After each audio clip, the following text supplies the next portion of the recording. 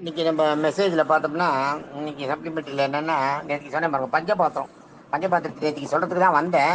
வரத்துக்குள்ளே வந்து அது டைம் ஆகிடுச்சு. ரொம்ப ஒரே நாளில் நிறையா கொடுக்க வேண்டான்ட்டு, அது வேண்டாம் 5 நிமிஷத்துக்கு மேலே ஓரளவு 5 நிமிஷம் அவ்வளோதான், 6 நிமிஷம் 7 நிமிஷம் அதை தாண்டக்கூடாதுனால நேற்றுக்கு நான் முதல்ல நிறையா சொல்லிட்டேன். சான்ஸ்கிரிட் வேர்டிங்ஸ்லாம் சொல்லிட்டேன், அதனால அதை சொல்ல விட்டேன், நிறுத்திட்டேன். இன்றைக்கி பஞ்சபாத்திரன்றதை பற்றி சொல்கிறேன். நேற்றுக்கு ஏன் ஆரம்பித்தேன் அது.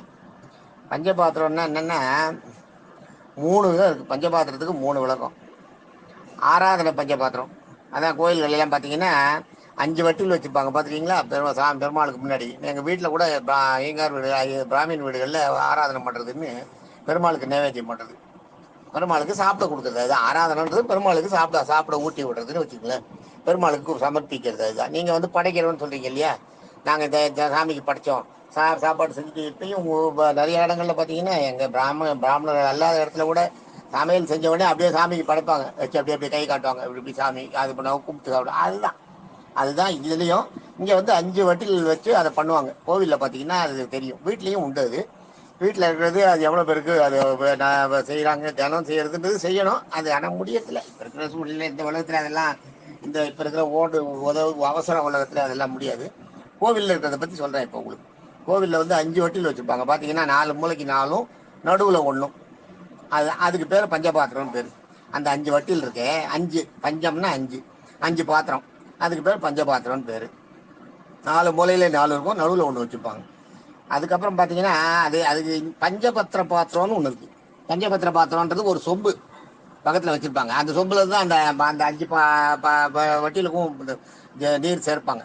இந்த இதுலேருந்து தான் நீர் எடுத்து ஜலம் எடுத்து அதில் சேர்ப்பாங்க. அதுக்கு பேர் அந்த பக்கத்தில் ஒரு சொம்பில் வச்சுருப்பாங்க. அந்த சொம்பில் அதான் பஞ்சபத்திரம். பத்திரம்னா என்ன, பத்திரம்ன்றது வந்து இலைகள் 5 இலைகள்.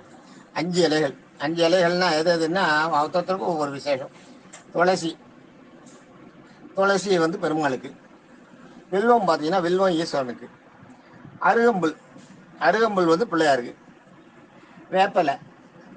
வேப்பலை வந்து பராசக்தி. அத்தி இலை இல்லாட்டா வன்னி இலை, இது வந்து பிரம்மாவுக்கு கோவில் இல்லாதனால இந்த அத்தி இலையும் வன்னி இலையும் நம்மளுக்கு வந்து அதனோட இது என்னன்றதே நமக்கு தெரியறதில்லை. அருகம்புல் பிள்ளையாருக்குன்னு தெரியும், பெருமாளுக்கு துளசின்னு தெரியும், ஈஸ்வரனுக்கு வந்து வில்வன்றது தெரியும், பிள்ளையாருக்கு அருகம்புல்னு தெரியும். நமக்கு இதெல்லாம் தெரியும். வேப்ப இலை காளிக்கு பராசக்திக்குன்றதும் தெரியும். ஆனால் அப்போ அத்தி வன்னி இது 2 வந்து பிரம்மாவுக்கு. இது பிரம்மாவுக்கு கோயில் இல்லாதனால அது தெரியாது. இன்றைக்கி நீங்கள் வந்து புஷ்கர் போனீங்கன்னா மேலே பிரம்மாவுக்கு கோயில் இருக்குது. அந்த கோயிலில் பார்த்தீங்கன்னா வன்னி இலையால் அர்ச்சனை பண்ணுவாங்க அங்கே உள்ள.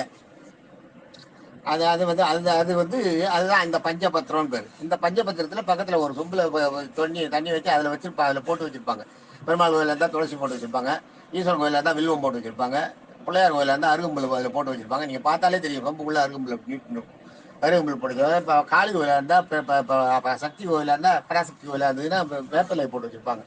இது நம்ம பார்த்துருக்கோம். அதுக்கு பேர் வந்து பஞ்சபத்திரம்.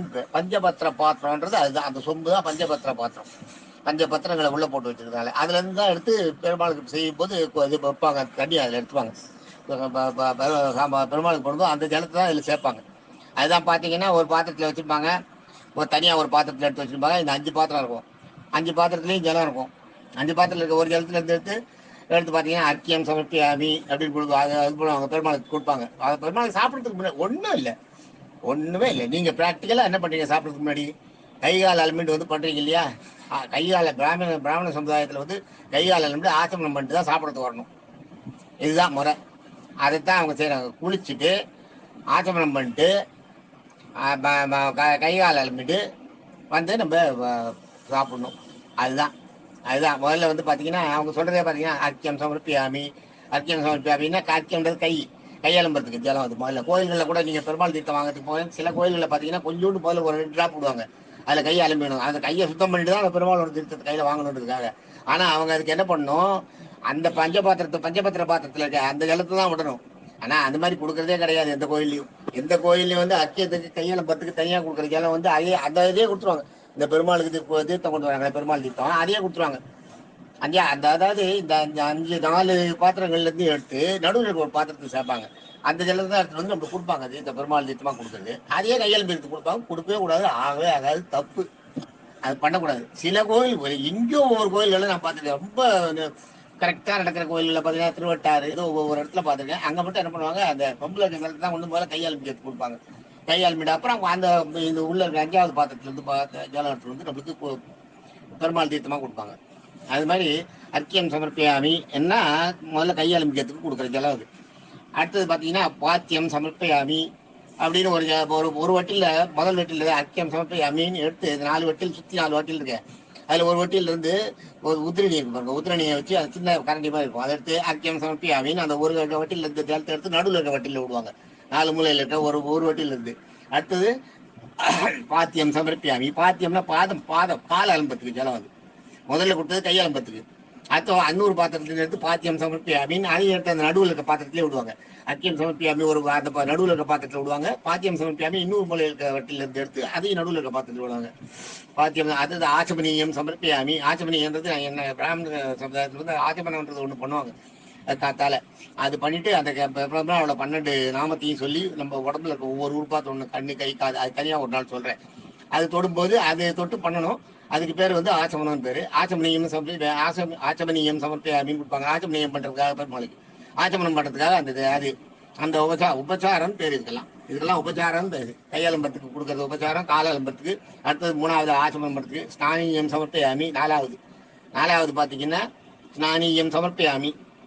ஸ்நானியம் சமர்ப்பியாமி அக்கியம் பாத்தியம் ஆச்சமனம் ஸ்நானியம் சமர்ப்பியாமி. குளிக்கிற ஜலம் அது ஸ்நானம் பண்றதுன்ற அதான் குளிக்கிற ஜலம் தான் ஸ்நானியம் சமர்ப்பியாமி.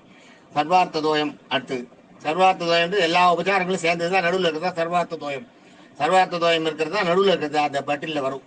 இந்த அர்க்கியம் பாத்தியம் ஆச்சமனியம் ஸ்நானியம் சமர்ப்பியாமி 4 வட்டியில இருந்து ஜலத்தை எடுத்து சர்வார்த்த தோயம்னு நடுவில் இருக்கிறதுல விடுவாங்க. நடுவில் இருக்க வட்டியில் விடுவாங்க. அது எல்லாம் இந்த முன்னாடி நம்ம இது பண்ண உபச்சாரம் சொன்ன இந்த எல்லா உபச்சாரங்களும் சேர்ந்தது நடுவில் இருக்குது. சர்வார்த்த தோயம்னா உபச்சாரம். சர்வன்னா எல்லாம். ஆத்தன்னா நம்ம கொடுக்கறது. ஆத்தன்றது வந்து நம்ம செய்யறது. ஆத்தன்றது வந்து ஒரு காரியத்தை நடத்துறதுன்னு வச்சுங்களேன்.